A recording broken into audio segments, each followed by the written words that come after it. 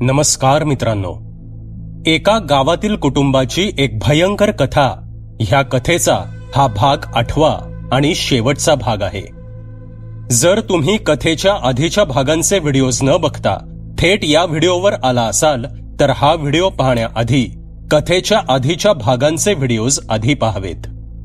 ह्या कथेच्या प्रदर्शित होणाऱ्या सर्व भागांच्या व्हिडिओच्या लिंक्स ह्या कथेच्या प्रत्येक व्हिडिओच्या डिस्क्रिप्शनमध्ये देण्यात येतील. कथेच्या 8व्या आणि शेवटच्या भागाला आता सुरुवात करू.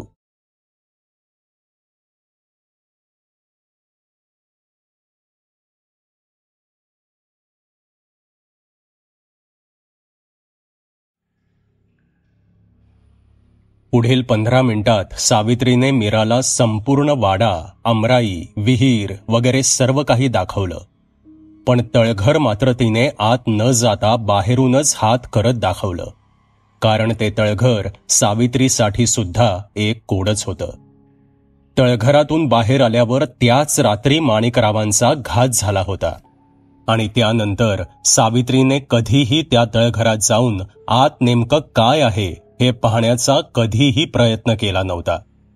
किंबहुना ती त्या तळघरापासून शक्य तेवढी दूरच राहिली होती. आताही सावित्रीने मीराला तळघराच्या दरवाजाकडे बोट दाखवून इथून खाली तळघर आहे एवढंच सांगितलं. मीराला सुद्धा खाली जाऊन पाहण्याची फारशी उत्सुकता नव्हती. दुपारी 12:30च्या दरम्यान धोंडीबा जेवण घेऊन आला. समीरला आवाज देऊन सावित्रीने त्याला खाली बोलावलं. स्वयंपाकघरात बसून त्या तिघांनी जेवण केलं. समीर जेवण केल्यावर पुन्हा वर गेला. समीर वर पोचलाच असेल ही खात्री झाल्यावर सावित्रीने महंतांना फोन केला, कारण ते आज दुपारीच पोचणार होते. पण त्यांचा फोन बंद होता. सावित्रीने चिंतित होऊन ही बाब मीराला बोलून दाखवली. अहो काकू, प्रवासात असतील ते, फोनला कदाचित नेटवर्क नसेल असे सांगून मीराने सावित्रीची समजूत काढली. पुढील 10 मिनिटात त्या दोघींनी मिळून जेवणाची भांडी धुवून काढली आणि त्या दोघी पुन्हा खोलीत गेल्या. आता मात्र सावित्री चातकासारखी महंतांची वाट पाहत होती. मीराने येताना सोबत आणलेलं एक पुस्तक उघडलं आणि ती बेडवर वाचत बसली. तिच्या शेजारी अंगावर चादर घेऊन सावित्री आडवी झाली. बघता बघता सावित्रीचा डोळा लागला. संध्याकाळचे 6 वाजून गेले तरी सावित्री गाढ झोपेत होती. वाचत बसलेली मीरा सुद्धा सावित्रीच्या शेजारी झोपी गेली होती. पण मीरा 5च्या दरम्यान जागी झाली होती. काही विशेष काम नसल्याने गाढ झोपेत असलेल्या सावित्रीला मीरानं जागं केलं नाही. न्हाणीघरात जाऊन तिने तोंडावर पाणी मारलं आणि ती जिना चढून आता समीरच्या खोलीकडे जाऊ लागली. एक एक पाऊल टाकत जिना चढत असतानाच दुसरीकडे त्या वरच्या खोलीत समीरभोवती घोंगावणारा तो अभद्र सैतान चेकाळत होता. भक्ष्यावर नजर रोखून घात घालून बसलेल्या एखाद्या हिंस्र जनावरासारखा तो गुरगुरत होता. मीराच्या मानवी देहाला असलेल्या मर्यादांमुळे तिला कदाचित याची जाणीव होत नव्हती. पण एक एक पायरी चढून वरती येत असताना तिला हळूहळू आपण एका नकारात्मक दलदलीत फसतोय की काय असं नक्कीच वाटू लागलं होतं. पण तरीही दिवसा उजेडी ती अभद्र शक्ती त्रास देणार नाही असं तिला वाटत होतं. अखेर जिना चढून ती वरती आली. समोर दिसणाऱ्या खोल्यांमधील एका खोलीचं दार तिला उघडं दिसलं. त्याच खोलीत समीर असावा. आपण अचानक जाऊन त्याला सरप्राईज द्यावं असा विचार करत मीरा दब्या पावलाने त्याच्या खोलीकडे निघाली. मीरा हलकेच जाऊन त्या खोलीच्या दारातून आत डोकावू लागली. पण तिच्या अगदी समोरच 2 फुटांवर समीर उभा होता. तो डोळे रोखून मीराकडेच पाहत होता. त्याच्या चेहऱ्यावर एक छद्मी हास्य होतं. हात पसरून तो मीराला आपल्या मिठीत बोलवत होता. क्षणभर गोंधळलेली मीरा त्याच्या खोलीत पाऊल टाकणार इतक्यात मागून एक तिखट स्वर तिच्या कानी पडला. मीरा, आत्ताच्या आत्ता खाली ये बघू. जिन्याखाली उभ्या असलेल्या सावित्रीने प्रथमच कुणाला तरी इतक्या त्वेषाने आवाज दिला असेल. त्या आवाजासरशी मीरानं उचललेलं पाऊल मागं घेतलं आणि समीरला डोळ्याने खुणावून काकू बोलवतायत असं सांगितलं आणि ती मागे वळून जिना उतरू लागली. पाठमोऱ्या मीराच्या अंगावरून फिरणारी ती वखवखलेली नजर समीरची खचितच नव्हती. समीरच्या अंगात असणाऱ्या त्या बहुरूप्याच्या चेहऱ्यावर पुन्हा एक छद्मी हास्य उमटलं. त्याचं सावज जणू आता त्याच्या आवाक्यात आलं होतं. तो दिवस तसाच गेला. पहाटे सूर्यनारायणाची चाहूल लागताच वाड्यावर पसरलेलं ते सैतानी झाकोळं काढता पाय घेऊ लागलं. पक्ष्यांच्या किलबिलाटाने आणि कोवळ्या उन्हाच्या कवडस्याने भिंतीला टेकून तशीच झोपी गेलेली सावित्री जागी झाली. रात्रीच्या जागरणाने तिला तारवटल्यासारखं झालं होतं. मीरा अजून सुद्धा गाढ झोपेत होती. तिला हलकेच कुरवाळून सावित्री उठली. समीर एवढ्या लवकर उठला नसणार हे सावित्रीला माहीत होतं. रात्रीच्या प्रकाराबद्दल सुद्धा तो अनभिज्ञ असणार हेही ती जाणून होती.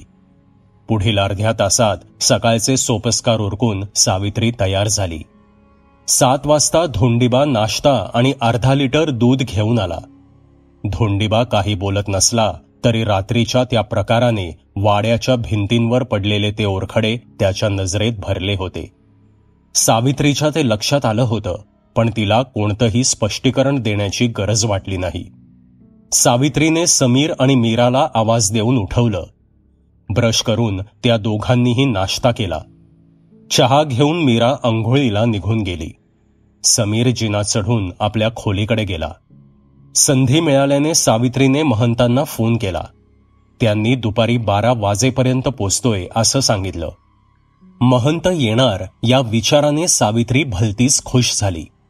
सावित्रीने धोंडीबाला अजून एका व्यक्तीसाठी दुपारी आणि संध्याकाळचं जेवण थोडं जास्त आणण्यासाठी सांगितलं. दुपारी 12:30च्या दरम्यान महंत आपल्या ड्रायव्हर सोबत गावात शिरले. वाड्याचा पत्ता विचारत पुढील 5 मिनिटात ते वाड्यासमोर हजर झाले. गाडीचा आवाज येताच सावित्री धावतच दिंडी दरवाजाजवळ आली. समोर गाडीतून उतरणाऱ्या महंतांना पाहून सावित्री भलतीच खुश झाली. त्यांनी खादी सदरा आणि पायजमा परिधान केला होता. चेहऱ्यावर तेच तेज ओसंडून वाहत होतं. खांद्यावर एक कापडी पिशवी अडकवलेली दिसत होती. गाडीचा ड्रायव्हर मात्र गाडीतच बसून राहिला. महंत स्मितहास्य करत सावकाश पावले टाकत वाड्याच्या दिशेने येऊ लागले. दरवाजातून आत येताच 2 क्षण डोळे मिटून ते उभे राहिले आणि त्यांची हसरी मुद्रा हळूहळू चिंतित दिसू लागली. महंतांना दिवाणखान्यात बसवून सावित्रीने लगबगीने त्यांच्यासाठी चहा बनवून आणला. एव्हाना मीराही दिवाणखान्यात येऊन बसली होती. महंतांनी त्या दोघींना तोंडावर बोट ठेवून न बोलण्याचा इशारा केला आणि काखेतील कापडी पिशवीतून एक वही काढत त्यांनी आपल्या थरथरत्या हाताने काहीतरी खरडायला सुरुवात केली. पुढील 2-3 मिनिटं लिहून झाल्यावर त्यांनी ती वही त्या दोघींसमोर धरली. त्या दोघीही लक्ष देऊन वाचू लागल्या. खाली दिलेलं पूर्ण लक्ष देऊन मनातल्या मनात वाचा. कोणताही शब्द तोंडाने उच्चारू नका. या वाड्यात असलेली ताकद अफाट शक्तिशाली आहे. तिचे वास्तव्य या वाड्याच्या चरात जाणवतंय. तेव्हा कोणत्याही परिस्थितीत कुठलीही गोष्ट आता उघडपणे तोंडाने बोलायची नाही. जे काही बोलायचं असेल ते लिहून एकमेकांना सांगावं लागेल. कारण तो अभद्र सैतान आपल्या 1000 कानांनी चोहीकडे लक्ष ठेवून आहे. त्यामुळे या वाड्यात असेपर्यंत त्या सैतानाशी संबंधित कोणतीही गोष्ट आपल्याला तोंडाने उच्चारून चालणार नाही. जे काय असेल ते लिहूनच एकमेकांशी बोलावं लागेल. बाकी इतर गप्पा गोष्टी आपण मोकळेपणाने करू शकतो. समजलं ना? त्या दोघींनीही होकारार्थी माना हलवल्या. जेवणाची वेळ झाल्याने सावित्रीने त्यांना स्वयंपाकघरात येऊन जेवण करण्याबद्दल सांगितलं. तसेच त्यांच्या ड्रायव्हरला सुद्धा आत बोलवून घेतलं. आता समीरही जेवणासाठी खाली आला. अगदी 3-4 सेकंदांसाठी महंतांची आणि त्याची नजरानजर झाली आणि अचानक समीरचा चेहरा काळवंडला. अगदी तुटक स्वरात तो उद्गारला, आई, मला बरं वाटत नाहीये. थोड्या वेळानं माझं जेवण वरती पाठवून दे. आणि तरातरा चालत तो जिना चढून वरती गेला. महंत आणि बाकीच्यांनी जेवण केलं. सावित्री जेवणाचं ताट भरून समीरला जेवण देण्यासाठी जाऊ लागली. पण तिच्या मनात उठलेलं भीतीचं वादळ महंतांनी ओळखलं होतं. त्यांनी पुढे होऊन आपल्या गळ्यातील रुद्राक्ष माळा सावित्रीच्या गळ्यात घातली आणि निश्चिंत होऊन जा असे म्हणत ते दिवाणखान्यात जाऊन बसले. सावित्री एका नव्या आत्मविश्वासाने जिना चढून वरती गेली. कितीतरी वर्षांनंतर ती हा जिना चढत होती.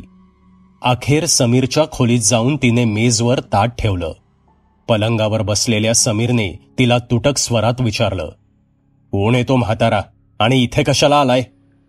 समीर, अरे तुझ्या आजोबांच्या वयाचे आहेत ते, असं बोलतात का? ते तुझे आजोबा माणिकराव यांचे मित्र आहेत. आपण गावी आलोय असं समजलं म्हणून आपल्याला भेटायला आले आहेत. सावित्रीही तितक्याच करड्या स्वरात उद्गारली. कारण तिला माहीत होतं की हा प्रश्न तिच्या मुलाकडून आलेला नाहीये. जिना उतरून खाली आलेली सावित्री थेट दिवाणखान्यात पोचली. मीरा आणि महंत तिथे अवांतर गप्पा मारत बसले होते. सावित्रीला पाहताच महंतांनी तीच वही बाहेर काढली आणि काहीतरी लिहिण्यास सुरुवात केली. मग ती वही त्या दोघींसमोर पकडली.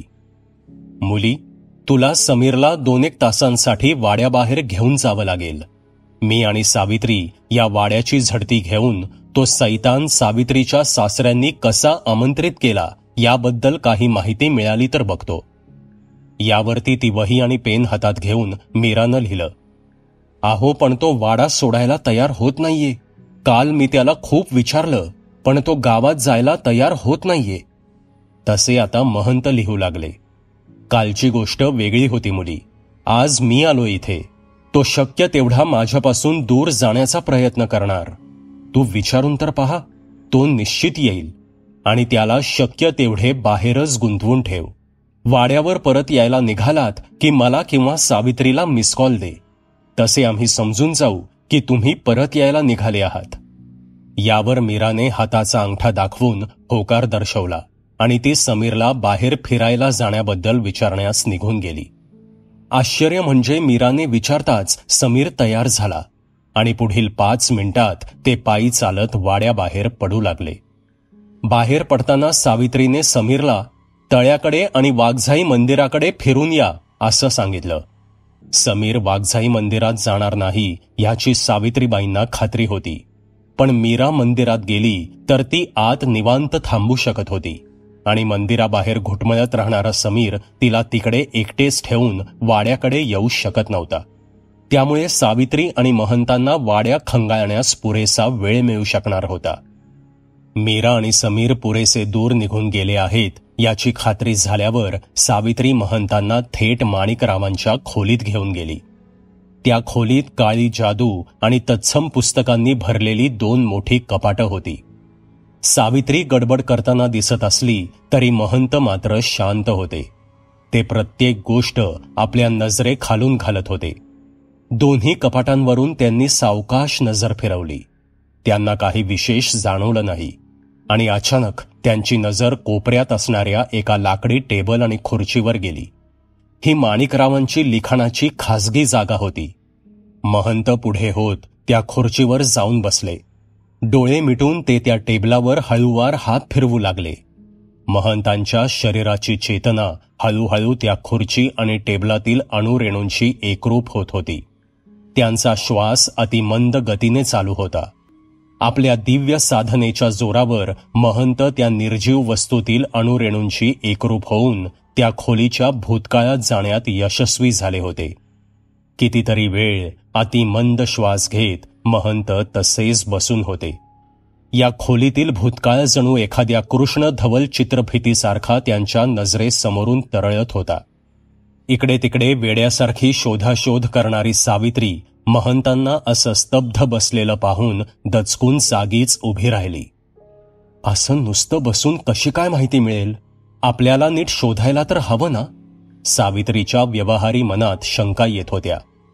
पुढील काही क्षण स्तब्ध असलेले महंत दचकून जागे झाले. त्यांची मुद्रा आता कमालीची प्रसन्न दिसत होती. हवी असलेली गोष्ट कदाचित त्यांना गवसली होती. ते त्या खुर्चीवरून ताडकन उठले आणि पुस्तकांच्या कपाटातील एक कपाट उघडून त्याच्या तळ्यात असणाऱ्या पुस्तकातील काही पुस्तके त्यांनी बाहेर काढली.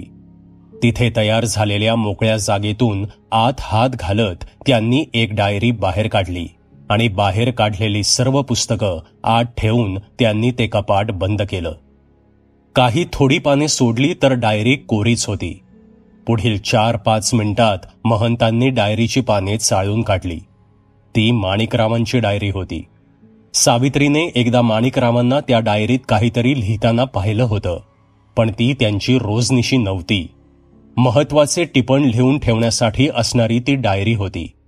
त्यातील एका पानावर नजर खेळवून महंत काही वेळ विचार करत बसले आणि नंतर ती डायरी बंद करून टेबलावर ठेवत म्हणाले, सावित्री, चल बाळ, आपलं इथलं काम संपलं आहे. मला आता ते तळघर पाहायचंय. तळघराचं नाव ऐकून सावित्रीच्या अंगावर काटा आला.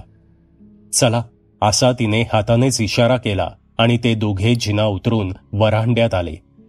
सावित्री आता त्यांना तळघराचं दार असणाऱ्या त्या खोलीकडे घेऊन गेली. दुरूनच ते दार दाखवून सावित्री म्हणाली, माफ करा महनजी, पण मी त्या ठिकाणी येणार नाही. मला खूप भीती वाटते. म्हणजे मला एकट्याला जावं लागेल? मला सुद्धा भीती वाटू लागलीये खरं तर, असे म्हणत महंत खळखळून हसले आणि तळघराचे दार उघडून ते आत जाऊ लागले. आत जाताना त्यांनी आपल्या मोबाईलचा टॉर्च सुरू केला होता. पुढील 10 मिनिटे तरी ते आतच होते. आतून कसलाच आवाज येत नव्हता. आता बराच वेळ झाल्याने घाबरलेली सावित्री महंतांना आवाज देऊ लागली. काळजी करू नकोस बाळ, आलोच मी, असे म्हणत ते 2 मिनिटात तळघराचा जिना चढून वरती आले आणि म्हणाले, आपण दिवाणखान्यात जाऊन बोलू. आणि ते दोघेही दिवाणखान्यात येऊन स्थानपन्न झाले. महंत पुन्हा बोलू लागले, सावित्री, आज रात्रीच आपल्याला हे कार्य उरकायचं आहे. त्यासाठी मला 2-3 गोष्टींची गरज पडेल. बोला महनजी, काय हवंय तुम्हाला? सावित्रीने विचारलं. मला 1 शेर तांदळाचा भात, हळदी कुंकू आणि ओंजळभर काळे उडीद लागतील, महंत म्हणाले. आपण नक्की काय करणार आहोत महनजी? सावित्रीने उत्सुकतेने विचारलं. त्यावर पुढील अर्ध्या तासात महंतांनी आपली पूर्ण योजना सावित्रीला सांगितली. हे सर्व ऐकून सावित्रीचे डोळे विस्फारले.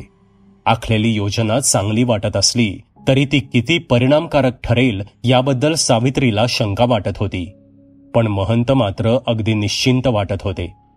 आखलेली योजना त्यांनी त्या वहीत लिहिली आणि ती योजना मीरा परत आल्यावर तिला सुद्धा वाचायला दे, असं सावित्रीला सांगितलं. तसे सावित्रींनी होकारार्थी मान डोलावली. महंतांनी सावित्रीला भिंतीवर दिसणाऱ्या त्या ओरखड्यांबद्दल विचारलं. तसे सावित्रीने काल रात्रीचा तो भयानक प्रकार महंतांना कथन केला. सावित्रीने ऐनवेळी देवघरात झोपण्याचा निर्णय घेऊन फारच दूरदृष्टी दाखवली, याबद्दल महंतांनी तिला शाबासकी दिली. पुढील तासभर ते दोघे इतर विषयांवर गप्पा मारत बसले. सावित्रीने रावसाहेबांना फोन करून हव्या असलेल्या सामानाबद्दलची कल्पना दिली. रावसाहेबांना माणिकरावांनी यापूर्वीच वाड्यातल्या त्या अघोरी जाणीवेची कल्पना दिली असल्यानं त्यांनी जास्त प्रतिप्रश्न न करता 7 वाजेपर्यंत सामान पोचेल असं सांगितलं. फिरायला गेलेले समीर आणि मीराचा अजूनही पत्ता नव्हता. इतक्यात सावित्रीच्या फोनवर मीराचा मिस कॉल आला. ते दोघे आता जवळच आले असावेत हे जाणून सावित्री उठली आणि स्वयंपाकघरात जाऊन तिने चहा ठेवला. फिरून परत आलेली मीरा थेट स्वयंपाकघराकडे गेली. समीर मात्र चहा न घेताच जिना चढून आपल्या खोलीत निघून गेला. आग ओकणारी सूर्याची किरणे दिसेनाशी होताच दबा धरून बसलेला काळोख पुन्हा आपलं हिडीस रूप धारण करायला सुरुवात करू लागला. वाड्याच्या भोवती तर तो अजूनच गडद दिसू लागला. वाड्याच्या चराचरात ठासून भरलेली ती अभद्र जाणीव आता केव्हाही आपलं हिडीस रूप धारण करून वाड्यात घोंगवायला सुरुवात करू शकणार होती. पण आज त्या ताकदीला कडाडून विरोध करायला कोणीतरी वाड्यात हजर होतं. वाड्याच्या प्रत्येक कानाकोपऱ्यात जणू होऊ घातलेल्या या समराचीच चर्चा सुरू होती. बाहेरून घोंगावत येणारा वारा वाड्यात शिरताच जणू भीतीने गांगरून स्तब्ध होत होता. खिडक्यांची तावदानं जागच्या जागीच आपटून जणू बिजागरातून निसटून दूर कुठेतरी पळून जाण्याच्या विचारात होती. रात्रीला जसजशी भरती येत होती तसा वाड्यात भरलेला काळोख सुद्धा त्या अघोरी जाणीवेने घाबरून अंग चोरून कसा बसा अस्तित्व टिकवून बसल्यासारखा भास होत होता. या साऱ्या हल्लकोळ्यात महंत मात्र आपल्या खोलीत शांत बसून मनोभावे काळभैरवाची आराधना करत होते. धोंडीबा संध्याकाळचं जेवण देऊन केव्हाच निघून गेला होता. 8:30 वाजता बाकीचे सगळे जण जेवायला बसले. समीर मात्र आपल्या खोलीतून खाली आला नव्हता. सावित्रीने त्याला जेवणाचं ताट नेऊन दिलं होतं. जेवणाच्या आधी अर्धा तास सावित्रीने महंतांनी लिहिलेली योजना मीराला वाचायला दिली होती. आता रात्रीचे 10 वाजून गेले होते. सर्व काही ठरलं होतं. त्या दोघी आता महंतांनी दिलेल्या वेळेची वाट पाहत होत्या. आजही सावित्री आणि मीरा महंतांच्या सांगण्यावरून देवघरातच थांबल्या होत्या. हळूहळू रात्र पुढे सरकत होती आणि त्या दोघींचा डोळा लागला आणि अचानक बाहेरच्या गुडूप अंधारात कोणीतरी हळूहळू तळघराच्या दिशेने जाऊ लागलं. अंधारात काही स्पष्ट दिसत नसलं तरी ती एक मानवी आकृती होती. पुढे जाऊन अर्धा तास सरला आणि अचानक मीराला जाग आली. ती ताडकन उठून बसली. भारावल्यासारखी उठून उभी राहत तिने खोलीचा दरवाजा उघडला आणि तडक बाहेर पडत ती तळघराकडे चालू लागली. अंधारात चाच पडत ती तळघराच्या जिन्याच्या उघड्या दरवाजातून एक एक पायरी खाली उतरू लागली. तिकडे देवघरात झोपलेल्या सावित्रीला जाग आली आणि मीरा बाजूला नाहीये हे पाहून ती ओरडू लागली, समीर, अरे समीर धाव, मीरा दिसत नाहीये कुठे. तिच्या अचानक किंचाळण्याने समीर जागा झाला. तो आपल्या घोगऱ्या विचित्र आवाजात ओरडला, तू थांब तिथेच, मी पाहतो. सावित्री देवघरातून पाऊल सुद्धा बाहेर न ठेवता उघड्या दरवाजातून बाहेरील वरांड्याकडे पाहत होती. पुढील काही क्षण एक अभद्र सावली विजेच्या वेगाने वाड्यात घोंघावताना तिला जाणवली आणि पुन्हा तोच जाडा भरडा आवाज ऐकू आला, मीरा कुठे सापडत नाहीये. अरे तू तळघरात पाहिलंस का? तिथे गेली असेल कदाचित, सावित्री हिम्मत एकवटून बोलली. तशी ती सावली तळघराकडे झेपावली. हिम्मत करून सावित्री सुद्धा मागोमाग जाऊ लागली. सावित्री आता त्या खोलीत तळघराच्या दरवाजाजवळ उभी होती आणि इतक्यात झपझप पावले टाकत कोणीतरी वर येत असल्याचं तिला जाणवलं. तिचा जणू प्राणच घशात आला. जोराने होणारा श्वासोश्वास रोखून भिंतीला टेकून ती स्तब्ध उभी होती आणि इतक्यात जिना चढून वरती आलेल्या मीराने सावित्रीला घट्ट मिठी मारली. सावित्रीने पटकन तिला बाजूला करून तळघरात जाणारं ते दार बंद करून महंतांनी दिलेली रुद्राक्षमाळ त्या दाराच्या कडीला अडकवली आणि पुढच्याच क्षणाला त्या दारावर आतून धाडकन कोणीतरी येऊन आदळल्याचा आवाज आला. त्या धडधडीसोबत एक विचित्र चित्कार दारापासून दूर तळघरात जाणवू लागला. सावित्री आणि मीराने मोठ्या हिमतीने महंतांनी सांगितलेली योजना अंमलात आणली होती. जिना उतरून तळघरात पोचताच मीरा जिन्याजवळच दबा धरून बसली होती. ती अभद्र सावली जेव्हा घोंगावत तळघरात शिरली तेव्हा मीरा विजेच्या वेगानं जिना चढून वर आली होती आणि रुद्राक्षमाळा दाराला लावून आता त्या अभद्राला जणू त्यांनी तळघरात कोंडून ठेवलं होतं. गुरगुरत वसवस करत ते अभद्र तळघराच्या वरच्या दरवाजापर्यंत गेलं, पण रुद्राक्षाच्या माळेच्या पवित्र स्पर्शाने तो दरवाजा जणू एक अभेद्य भिंत बनला होता. बाहेरचा रस्ता बंद आहे हे लक्षात आल्यावर आता तो सैतान विचित्र चित्कार करत तळघरात घोंगावत होता आणि अचानक तळघराच्या मध्यभागी काडेपेटीची एक काडी पेटवली गेली. त्या प्रकाशाने जणू तळघरातील काळोखाला आव्हान दिलं होतं. मांडी घालून महंत शांत चित्ताने तिथे बसून होते. हातातल्या पेटत्या काडीने त्यांनी समोरील निरांजन पेटवलं आणि ज्ञानमुद्रा धारण करून त्यांनी आपल्या करड्या सुस्पष्ट आवाजात मंत्रोच्चार चालू केला. त्यांच्या समोर शेरभर भाताने बनवलेला 1 फूटभर लांबीचा मानवी पुतळा होता. त्या पुतळ्याच्या अंगावर हळदी कुंकू टाकलेलं दिसत होतं आणि पुतळ्याभोवती काळ्या उडीदाचं एक रिंगण काढलं होतं.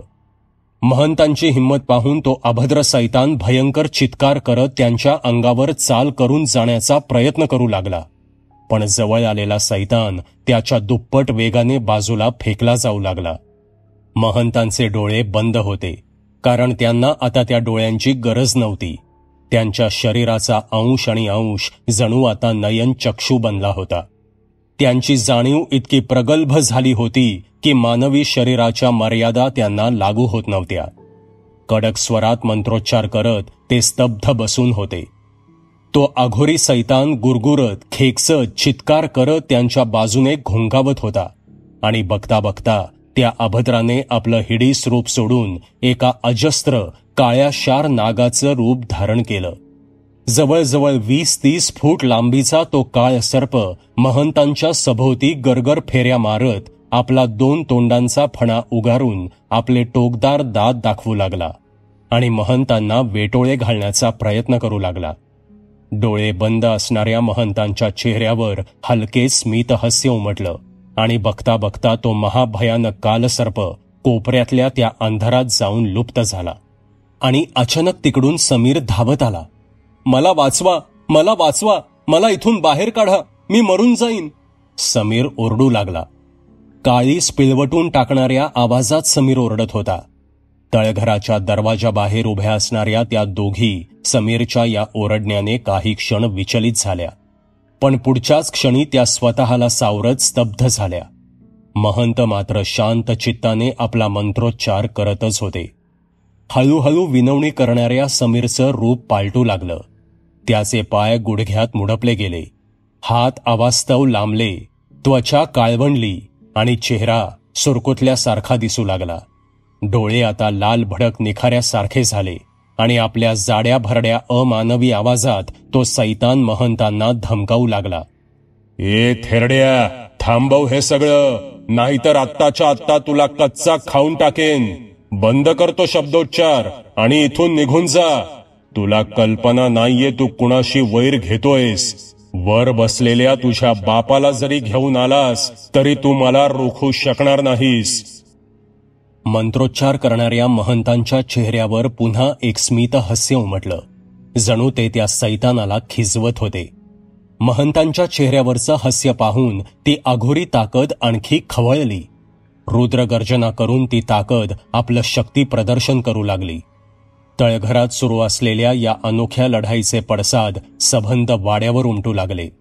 सबंध वाडा जणू या भयंकर महासंग्रामाने थरथरू लागला. जीव मुठीत धरून सावित्री आणि मीरा त्या दाराच्या तोंडाशी बसून होत्या. पुढे काय होईल याची त्यांना किंचितही कल्पना नव्हती.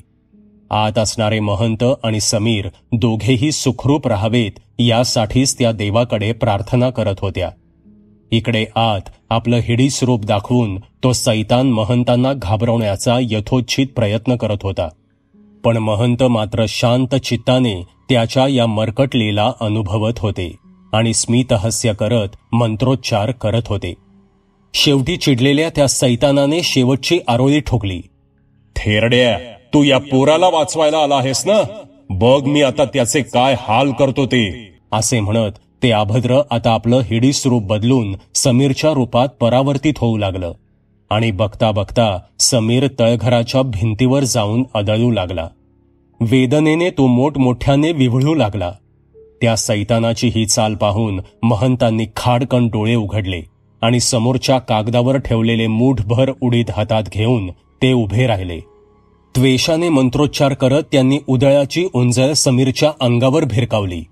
तसा समीरच्या अंगातून विचित्र काळा धूर बाहेर पडला आणि समीर बेशुद्ध होऊन खाली पडला.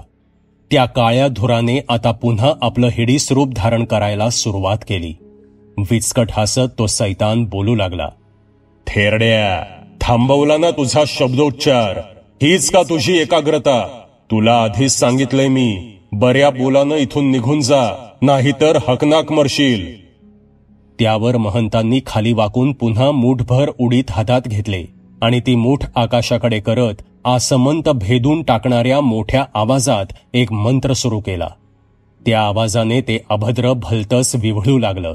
ते अभद्र आता लाळ टपकावत, सरपटत, मंत्र थांबवण्याची याचना करत अंधारा कोपरा शोधून थरथरत त्या कोपऱ्यात जाऊन बसलं. इतक्यात आपला मंत्रोच्चार संपवून महंतांनी ती उडीदाची मूठ समोरील त्या भाताच्या पुतळ्यावर वेगाने फेकून मारली.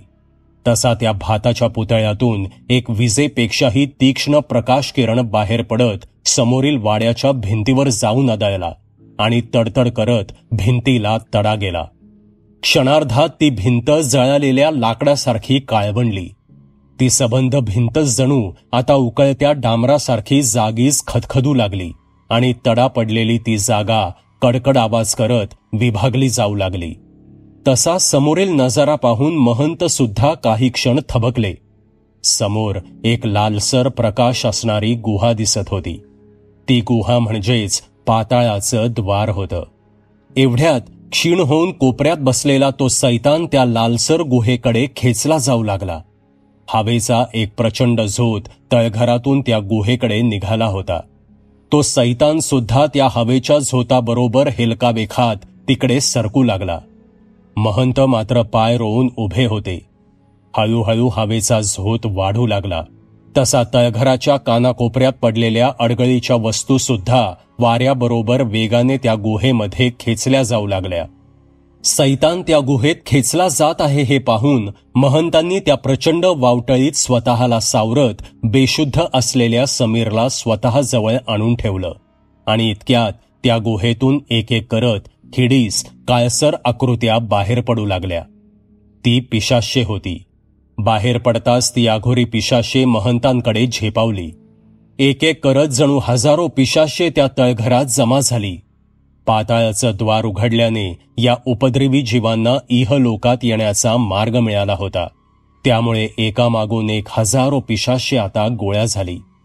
महंत पूर्ण ताकदीनिशी लढत होते, पण हजार पिशाचे एकाच वेळी त्यांच्यावर हल्ला करत होती आणि ही संधी पाहून त्या सैतानाने सुद्धा आपली अफाट शक्ती दाखवत महंतांवर छुपे वार करण्यास सुरुवात केली. महंत आता क्षणाक्षणाला क्षीण होत होते. आपल्या पायात ठेवलेल्या समीरला सांभाळत ते हजारो पिशाच्यांशी एकट्याने लढा देत होते, पण तरसाच्या टोळीने घेरलेल्या हत्तीसारखी त्यांची अवस्था झाली होती आणि अचानक त्या सैतानाने महंतांच्या पाठीवर एक जबर वार केला. रक्ताची चिळकांडी उडाली आणि आधीच क्षीण झालेले महंत बघता बघता कोसळले. बेशुद्ध होत असणाऱ्या महंतांनी आपला शेवटचा श्वास पणाला लावून एक अस्फुट आरोळी ठोकली. काय भैरवनाथा, धाव रे, आज तुझी खरंच गरज आहे. आणि ग्लानी येऊन त्यांनी डोळे मिटले. आसपास घोंगावणारी ती पिशाचे जरी महंतांजवळ येत नसली तरी समीरच्या बेशुद्ध शरीराला मात्र ती खेचू लागली. बेशुद्ध असताना सुद्धा महंतांनी समीरचा हात आपल्या हातात घट्ट पकडला होता आणि ती पकड अजूनही कायम होती. त्यामुळे ती पिशाचे बाजूलाच घुटमळत होती. शेवटपर्यंत निकाराने लढलेले महंत आणि समीर त्या तळघराच्या मध्यभागी बेशुद्ध अवस्थेत पडले होते आणि आजूबाजूने ती हजारो पिशाचे आणि तो अभद्र सैतान घोंगावत होता. मात्र त्यांना तळघरातून बाहेर पडण्याची मुभा अजूनही नव्हती. आता कोणत्याही क्षणी ती अभद्र पिशाच्य महंत आणि समीरच्या देहाचे बिभत्स लचके तोडू शकत होती आणि इतक्यात त्या वाड्यावर जणू वीज पडल्यासारखा कडकडाट झाला. तळघराच्या एका बाजूच्या अंधाऱ्या कोपऱ्यात एक तेजस्वी प्रकाश चमकू लागला. तशी दचकलेली ती पिशाचे वेगाने एका बाजूला झाली. त्या दिव्य प्रकाशातून एक आकृती पुढे येताना दिसू लागली. ती मानवी आकृती अंदाजे 10 फूट तरी उंच होती. तेजस्वी प्रकाशातून पुढे आल्यावर ती आकृती आता स्पष्ट दिसत होती. डांबरापेक्षाही काळ्या रंगाची ती आकृती महाभयानक दिसत होती. तिचे डोळे पांढरे शुभ्र होते. छातीवर सुद्धा आणखी 2 पांढरे शुभ्र डोळे असणारी ती आकृती महंतांजवळ येऊन स्तब्ध उभी राहिली आणि त्या आकृतीने आपले दोन्ही हात जमिनीपासून अलगद उंचवायला सुरुवात केली. तसे बाजूला पसरलेली ती हजारो पिशाचे फटफट आवाज करत फुटून हवेत विरघळायला सुरुवात झाली. ते दृश्य पाहून गर्दीत असणाऱ्या त्या सैतानाची पाछावर धारण बसली आणि तो स्वतःहून भिंतीत उघडलेल्या त्या लालसर गुहेकडे धावत सुटला. त्या दिव्य काळसर आकृतीने आपल्या दोन्ही हातांच्या बोटांचा त्रिकोण बनवला आणि तो आपल्या कपाळावर धरला. तसा कपाळावर आणखी एक शुभ्र डोळा चमकून त्याच्यातून एक दिव्य प्रकाश शलाका समोरील भिंतीवर जाऊन आदळली. विजेच्या कडकडाटापेक्षाही प्रचंड स्फोटाचा आवाज झाला आणि पुढच्याच क्षणाला दुभागलेली भिंत जागेवर येऊन पूर्ववत झाली आणि तळघरातलं वातावरण एकदम सुसह्य वाटू लागलं. खाली वाकून त्या दिव्य काळसर आकृतीने महंतांच्या डोक्यावरून हात फिरवला. त्या चमत्काराने महंतांनी डोळे उघडले आणि इतक्यात ती काळसर आकृती विलुप्त झाली. ओझरते झालेले ते काळ भैरवाचे दर्शन पाहून महंतांना अश्रू अनावर झाले. आनंदानं ते ओरडले, मी धन्य झालो देवा, आज मला तुझं दर्शन झालं. जवळ पडलेल्या समीरला त्यांनी हलवून जागं केलं. समीरला आधार देत ते त्याला तळघराच्या वरील दारात घेऊन आले आणि त्यांनी आवाज दिला, जय महाकाल. सावित्री, दार उघड, तू जिंकलीस, तुझं प्रेम जिंकलं पोरी. ती वाक्य ऐकल्यावर सावित्री तर ढसा रडत तिथेच बसून राहिली. असीम आनंदाने तिला काहीच सुचत नव्हतं. मीराने झटकन उठून कडीवर लावलेली रुद्राक्षमाळ काढली आणि दरवाजा उघडून समीरला घट्ट मिठी मारली. सावित्रीच्या आयुष्यावर पसरलेलं सैतानी झाकोळं अखेर कायमचं संपलं होतं. हे सर्व भयंकर प्रकरण संपवून ते आता पुन्हा शहराकडे निघाले. गावावरून परत येऊन सावित्री आणि त्या तिघांना आठवडा होऊन गेला होता. आज मीराने सावित्री आणि समीरला आपल्या घरी बोलावलं होतं. मीराने आधीच आपल्या आईबाबांना समीरबद्दल कल्पना दिली होती. मालतीबाई या गोष्टीसाठी तयारच नव्हत्या, पण गोविंदरावांनी त्यांना समजावलं होतं आणि ते भेटण्यास तयार झाले होते. ठरलेल्या वेळेत समीर आणि सावित्री मीराच्या घरी हजर झाले. खोलीतून बाहेर आलेल्या गोविंदरावांनी हॉलमध्ये स्थानपन्न झालेल्या त्या दोघांना पाहून नमस्कार केला. मागोमाग मालतीबाई सुद्धा आल्या. सावित्रीने त्या दोघांना नमस्कार केला. समीरने जाऊन दोघांचे चरण स्पर्श केले. औपचारिक गप्पा गोष्टी चालू झाल्या. मात्र गोविंदराव एकटक सावित्रीकडे पाहत होते आणि अचानक न राहून त्यांनी सावित्रीला विचारलं, 25 वर्षांपूर्वी इथे शहरात कापड मिल असणारे भास्करराव, तेच तर तुमचे मिस्टर नाहीत ना? या अचानक प्रश्नाने सावित्री दचकली आणि मग म्हणाली, हो, ती आमचीच कापड मिल होती, पण तुमचा आणि त्यांचा परिचय कसा? तसे हाताने टाळी वाजवत गोविंदराव उद्गारले, मला मनापासून वाटत होतं की मी तुम्हाला कुठेतरी पाहिलंय. भास्कररावांच्या केबिनमध्ये मी तुम्हा दोघांचा फोटो पाहिला होता.